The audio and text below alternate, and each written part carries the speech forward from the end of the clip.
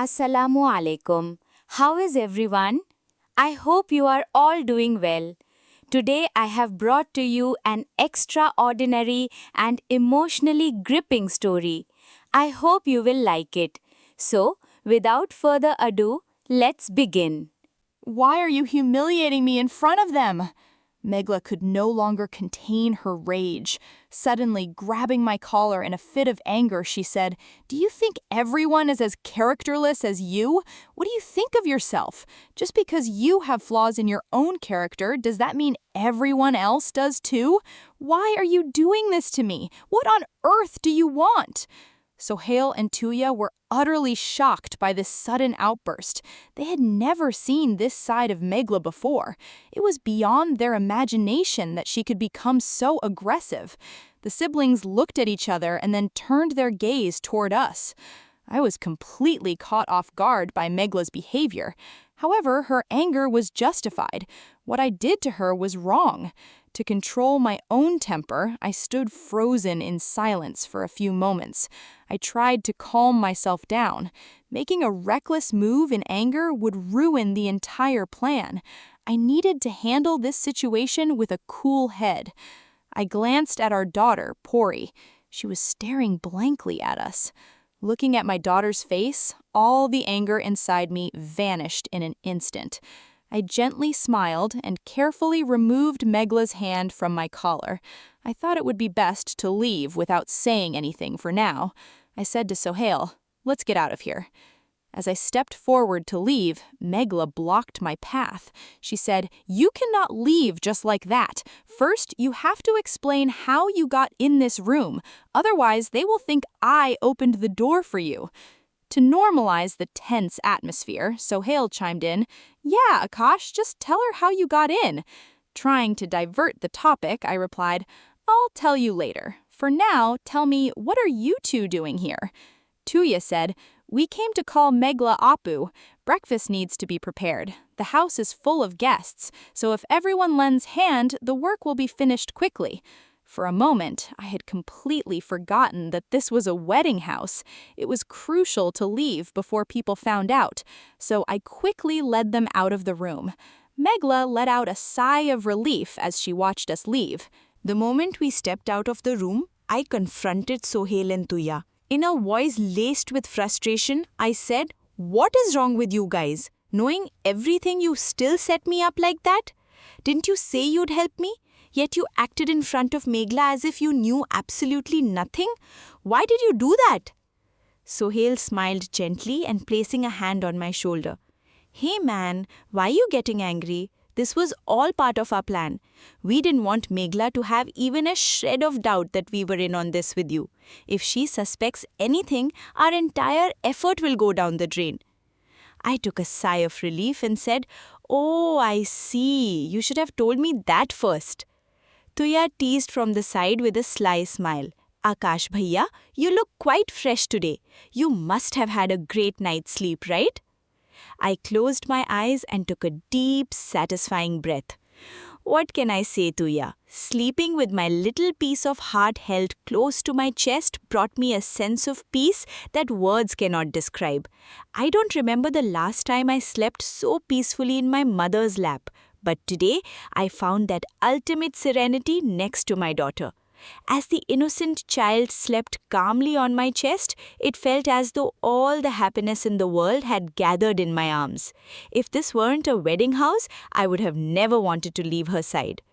Sohail looked at me with some surprise and said, "Wow, friend, you seem completely transformed since you found your daughter." Tuya added, "Why wouldn't he change, bhaiya? Our little Pori is so adorable that anyone who looks at her would instantly lose their heart." Placing my hand on Sohail's shoulder, I said seriously, "You aren't married yet and aren't a father, so you won't understand the depth of this feeling. The day you become a father, you'll realize that looking at your child's face makes all the miseries of the world vanish like smoke." Suddenly remembering Ananya amidst all this, I started. I asked Tuya, "By the way, Tuya, where is Ananya?"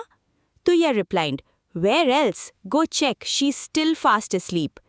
Sohail warned with a concerned look, Friend, you are riding two boats at once right now. Sort out a solution with one of them soon, or else a major storm is waiting for you.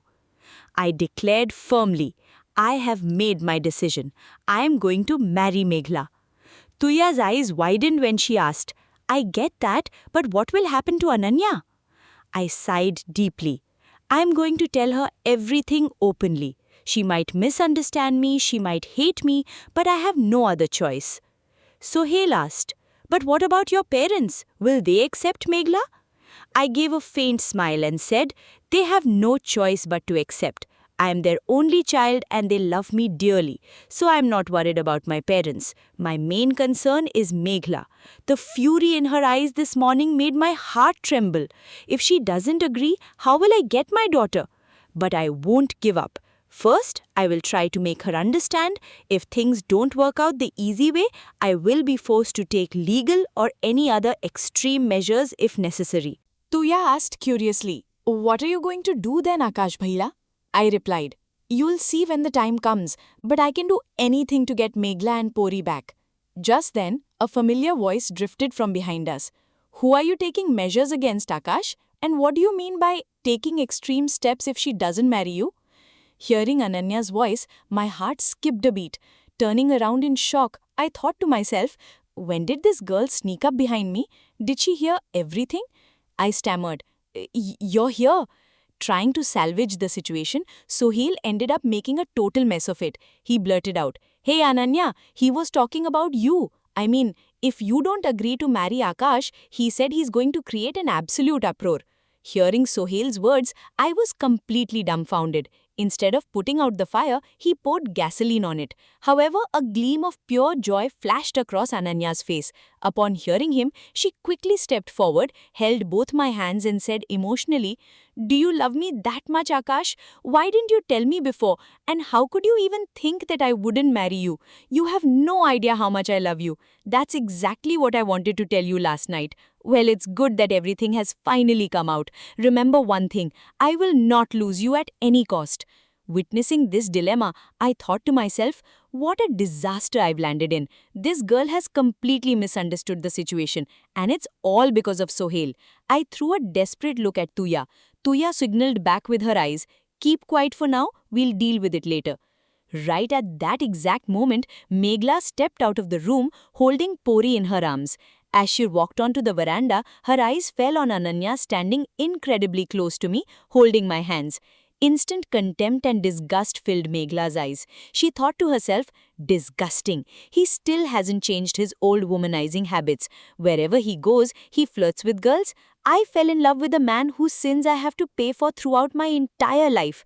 Meghla cast a look of utter disdain at us and walked away in a hurry. In reality, Meghla didn't know that Ananya was my fiancée. Somehow confusing myself, I told Ananya, Ananya, take your hands off. This is a wedding house. What will people think? Besides, I have something very important to talk to you about. Releasing her grip, Ananya asked, what is it? Tell me right now. I replied, not right now. Let the wedding wrap up. We'll sit peacefully on the rooftop tonight and I'll tell you everything. The entire day passed in a blur of immense busyness.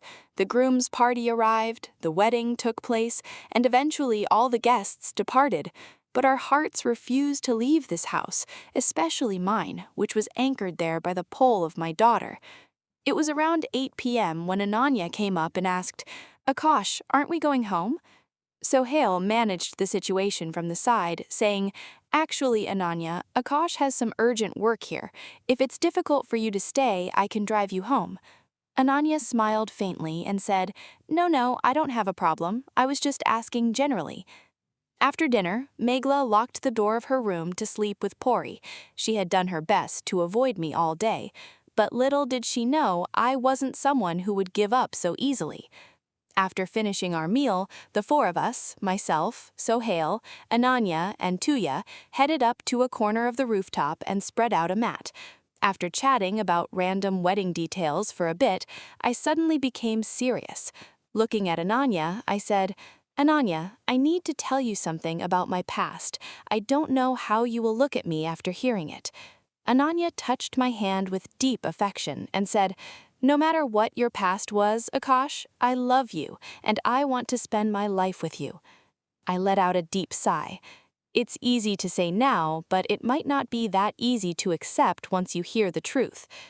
Then I openly confessed my mistakes of the past, my recklessness, and my relationship with Meghla, keeping her name hidden. When I finished, I looked at Ananya's face to gauge her reaction, but to my utter amazement, she smiled subtly. Ananya said, "You're joking with me, right? Dating so many girls simultaneously is not possible for a normal guy. I don't believe these absurd stories." I insisted firmly. "I am telling the truth, Ananya. If you don't believe me, ask Sohail and Tuya."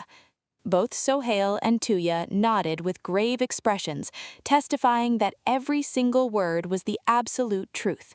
Now Ananya fell silent and stunned. After a moment of thought, she said, "Look, Akash, whatever you were in the past, you have changed now. I cannot ruin our present love over past mistakes." Seeing her unyielding nature, I was finally forced to reveal the ultimate truth.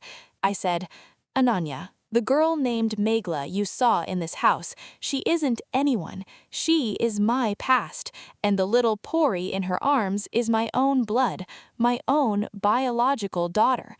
I didn't know this truth before coming to this house. If I had known, I would never have gotten engaged to you. I cannot marry you, Ananya. Please forgive me." The moment the words left my mouth, Ananya turned into a statue of stone. Tears began to stream down the corners of her eyes.